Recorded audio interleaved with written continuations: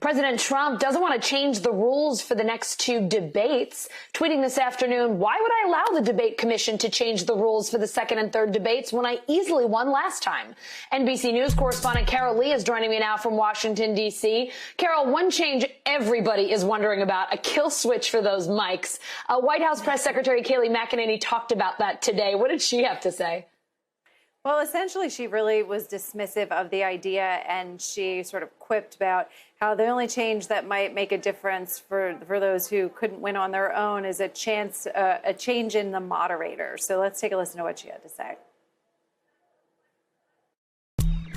With regard to the commission rule changes, the president made clear his view on that yesterday, that he thinks the only way there's a fair debate is a change in the moderator and a change in the Democrat nominee. He wants to debate. He plans on being at the debate, but he wants the rules to be fair and wants a fair exchange and doesn't want rules that cover for a certain candidate's inability to perform well.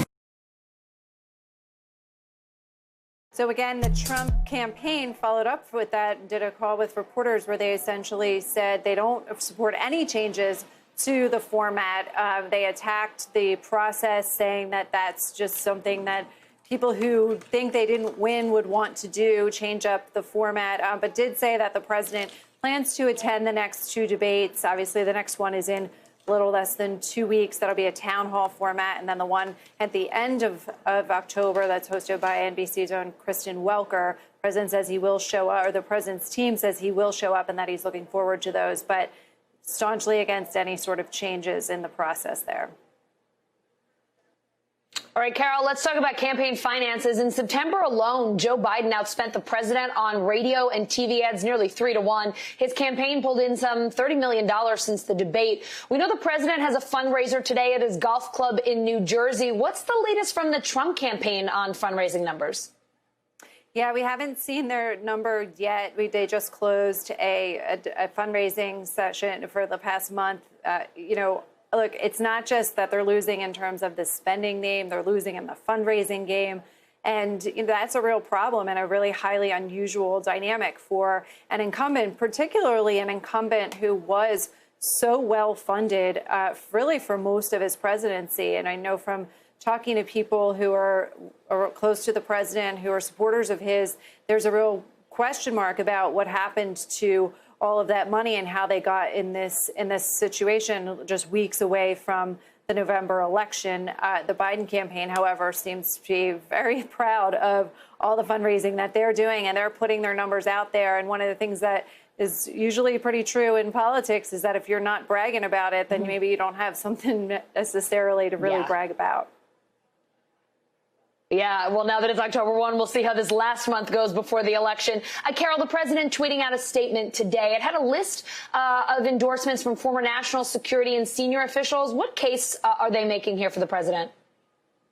Well, they're essentially arguing that the president's approach to foreign policy is based on realism, that he's been strong on some key issues. They point to China, North Korea, Iran, NATO. They point out that the president's been really forceful in forcing NATO allies to spend the percentage on their defense of their GDPs on defense budget that they all agreed they would do in 2014. They generally like the way that he's approached trade, pointing to the U.S.-Mexico trade agreement, the president renegotiating that. But mainly it's just that the president, in their view, has a very forceful approach to the world stage. And, interestingly, Allison, they also cited Russia, which the president has come under a lot of criticism about his approach to Russia. And these folks who endorsed him are saying that he is actually, if you look at the policy, he is pretty strong in that area as well. All right, Carol Lee, with the latest from the White House and the Trump campaign. Thanks very much.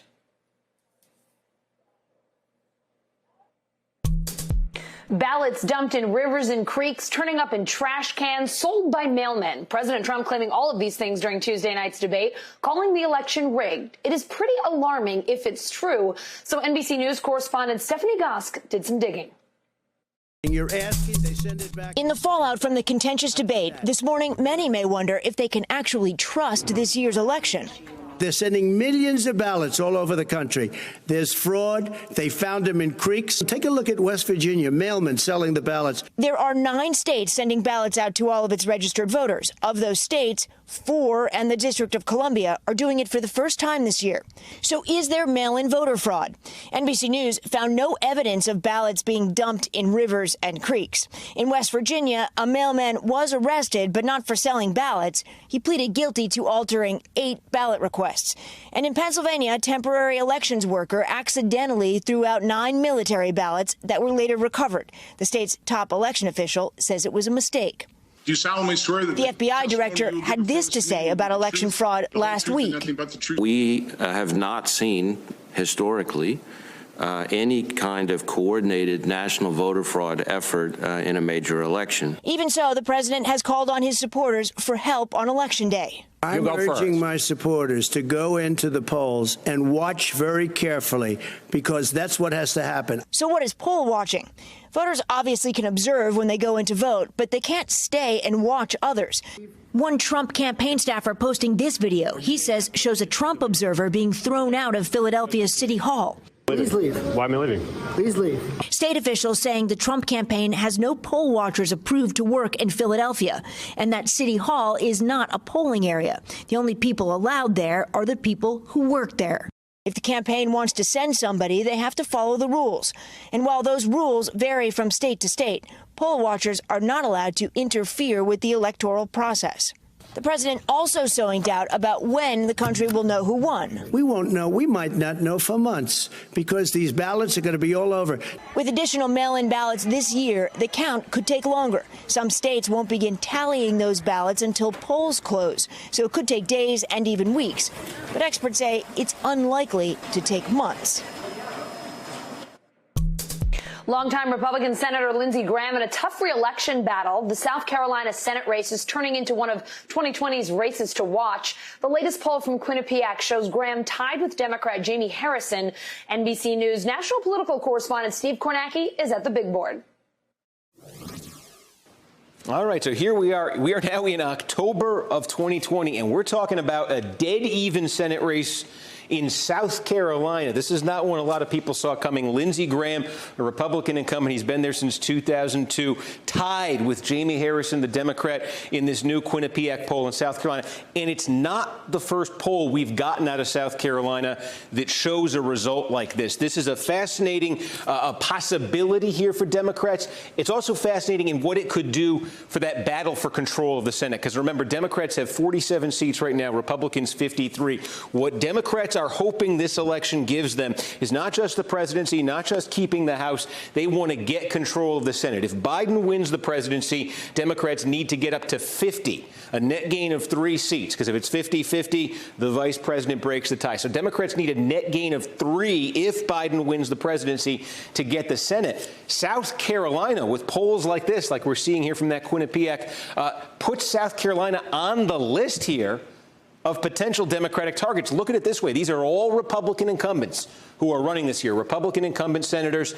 Take a look at the polling here. You've got 5 right now: Iowa, North Carolina, Arizona, Colorado, Maine. 5 states with Republican incumbents where the average of the polls right now puts the Democrat ahead. It's close in some of those. Look at Iowa there, just 2 points. And then one rung below, there's Lindsey Graham. There's South Carolina, and if you average all the polls together there right now, it's tied.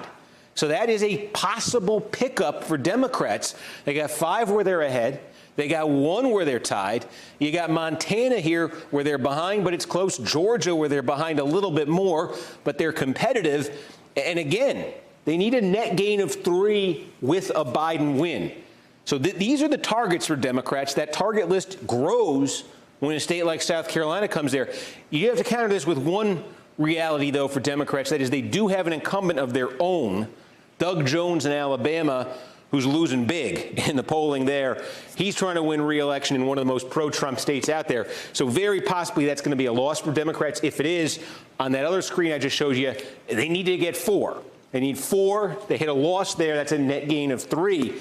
But that's the significance nationally of Lindsey Graham being in trouble in South Carolina.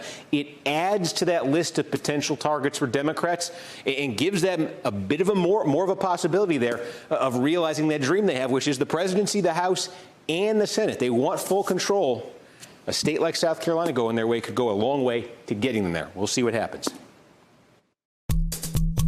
Hey, NBC News fans, thanks for checking out our YouTube channel. Subscribe by clicking on that button down here and click on any of the videos over here to watch the latest interviews, show highlights, and digital exclusives. Thanks for watching.